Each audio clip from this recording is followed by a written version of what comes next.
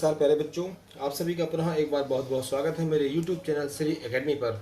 आज हम class 11th में जो हमारा सेकेंड चैप्टर है जिसका कि नाम है एटॉमिक स्ट्रक्चर, ठीक है, परमाणु संख्या। परमाणु संख्या के अंतर्गत आपको ध्यान रखना है जो हमारा परमाणु की संरचना होती है उसी चैप्टर में दिया है हमें परमाणु की संख्या, ठीक है।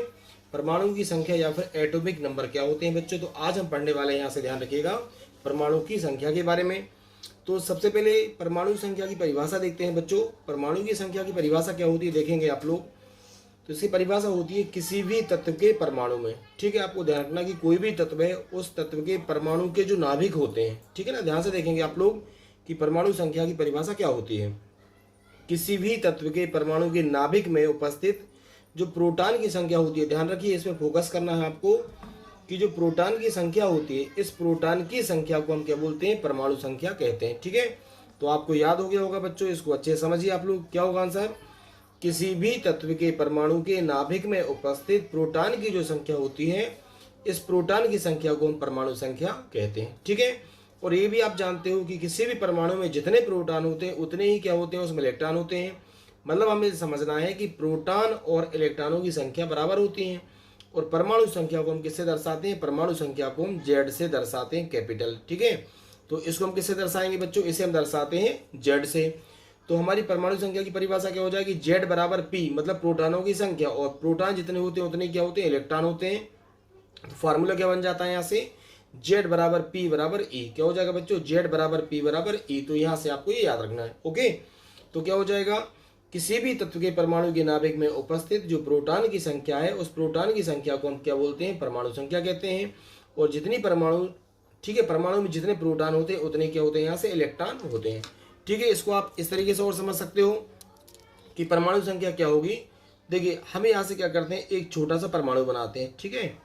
तो हमने यहाँ से क्या कर लिया बच्चों, हमने एक छोटा सा यहाँ से ये परमाणु बनाया, ठीक है। क्या है, तो ये हमारा एटम हो गया, परमाणु हुआ, ठीक है। आप लोग जानते हो इसके अंदर ये क्या होता है बच्चों, यहाँ से इसके अंदर ये नाभिक होता है, न्यूक्लियस है, ठीक है। तो ये इसके अंदर क्या हो गया बच्चों, इसके अंदर ये हो गया नाभिक। क्या हुआ, ये नाभिक। अब यहाँ से आपको देखना है कि परमाणु संख्या, तो किसी भी तत्व के परमाणु के नाभिक में, तो ये तो हमारा परमाणु हुआ। अब परमाणु का ये नाभिक है, नाभिक में उपस्थित, तो आप लोग जानते हो नाभिक में क्या क्या होता है, प्रोटॉन और न्यूट्रॉन होते हैं। और इलेक्ट्रॉन क्या करता है, इस नाभिक के चारों ओर चक्कर लगाता है। तो परमाणु संख्या, ये तो हमारी परमाणु संख्या है। तो जितने प्रोटॉन हैं इन प्रोटॉनों की संख्या को हम बोलते हैं परमाणु संख्या। और जितने प्रोटॉन होंगे बच्चों उतने क्या होते हैं, उसमें इलेक्ट्रॉन होते हैं। तो आपको ध्यान रखना है हमारी परिभाषा क्या हो जाएगी, देख सकते हो आप लोग।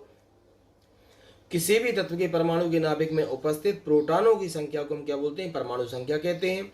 परमाणु में जितने प्रोटॉन होते हैं उतने ही क्या होते हैं बच्चों, उसमें इलेक्ट्रॉन होते हैं। और परमाणु संख्या को हम जेड से दर्शाते हैं, ठीक है। इसको आप अच्छे से नोट कर लेंगे वीडियो को पॉज करके। तो z बराबर क्या हो जाएगा हमारा, p बराबर e, ठीक है बच्चों, ओके। अब इसी तरीके से आगे हम देखेंगे यहाँ से बच्चों परमाणु भार। क्या देखेंगे हम, परमाणु भार क्या होता है, इसको भी आप अच्छे समझ लीजिए। तो परमाणु भार की परिभाषा देखेंगे आप। परमाणु भार क्या होता है बच्चों, इसको भी देखिए आप। परमाणु भार की परिभाषा होती है किसी भी तत्व के परमाणु के नाभिक में उपस्थित।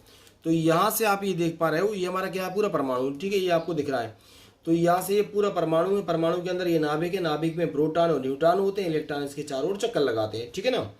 तो किसी भी तत्व के परमाणु के नाभिक में उपस्थित प्रोटॉन तथा न्यूट्रॉनों की संख्या के योग को, इन दोनों का प्लस हो जाएगा यहाँ से। तो ये जो प्रोटॉन और न्यूट्रॉन आप देख पा रहे हैं इनको हम जोड़ देंगे आपस में, जिनकी ये भी संख्या होगी उसको हम क्या कर देंगे, आपस में जोड़ देंगे, ठीक है। तो किसी भी तत्व के परमाणु के नाभिक में उपस्थित प्रोटॉन तथा न्यूट्रॉनों की संख्या के योग को हम क्या बोलते हैं बच्चों, परमाणु भार कहते हैं, एटॉमिक मास बोलते हैं। क्या बोलते हैं, परमाणु भार कहते हैं। और परमाणु भार को किससे दर्शाते हैं, कैपिटल ए से दर्शाते हैं। तो कैपिटल ए बराबर बच्चों क्या हो जाएगा, p प्लस एन, मतलब प्रोटॉन और न्यूट्रॉन को हमने क्या कर दिया, यहाँ से आपस में जोड़ दिया। क्लियर हो रहा है। तो यहाँ से आप देख पाएंगे बच्चों ये हमारा पूरा परमाणु है। यदि केवल प्रोटॉनों की संख्या की बात करेंगे तो वो हो जाएगा परमाणु संख्या, एटॉमिक नंबर।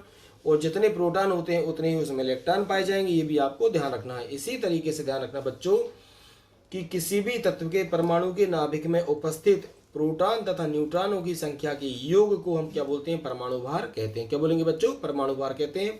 परमाणु भार को हम ए से दर्शाते हैं। और ए बराबर क्या हो जाएगा हमारे पास, ए बराबर हो जाता है p प्लस एन, ठीक है बच्चों। तो आज एक छोटी सी क्लास हमने ली है जिसमें कि हमने आपको परमाणु संख्या और परमाणु भार बताया है। ठीक है, आप लोग चैनल को कंटिन्यू वॉच करते रहें।